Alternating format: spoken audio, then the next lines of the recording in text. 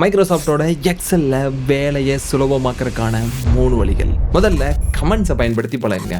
ஒரு செல் இருக்கிற வேல்யூக்கு எந்த பாதிப்பும் வராம, அந்த செல் பத்தின வேற ஏதாவது ஒரு விஷயத்த சொல்லணும் அப்படின்னா, அந்த செல்லுக்குன்னு பிரத்யேகமா கமெண்ட்ஸ் ஆட் பண்ணிக்க முடியும். இப்படி கமெண்ட்ஸ் ஆட் பண்றது மூலமா நம்மளே அந்த ஷீட்டை ரொம்ப நாள் கழிச்சு பார்க்கும்பொழுது, அதில என்ன விஷயம் போட்டிருக்கோம் அப்படிங்கிறத தெரிஞ்சுக்கலாம்.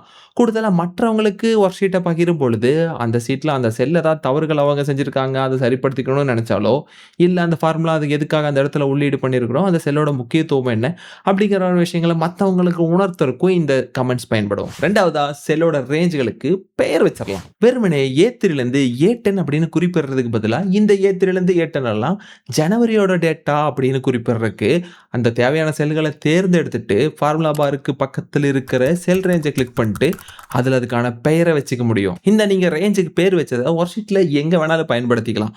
உதாரணத்துக்கு ஜனவரியோட டோட்டல் கண்டுபிடிக்கணும் அப்படின்னா, some of A3 two A10 குடுக்கறதுக்கு பதிலா, சம் ஆஃப் ஜான் அப்படிங்கிறத எந்த இடத்துல குடுத்தீங்கனாலும், ஜனவரியோட கூடுதல் நமக்கு அந்த இடத்துல கிடைச்சிரும். 3வதா டேட்டா வேலிடேஷன். செல்கள்ல எண் குடுக்கணுமா, எழுத்து குடுக்கணுமா, தேதி குடுக்கணுமா அப்படிங்கிறத முன்னனே நம்ம தீர்மானிச்சு வச்சுக்க முடியும்.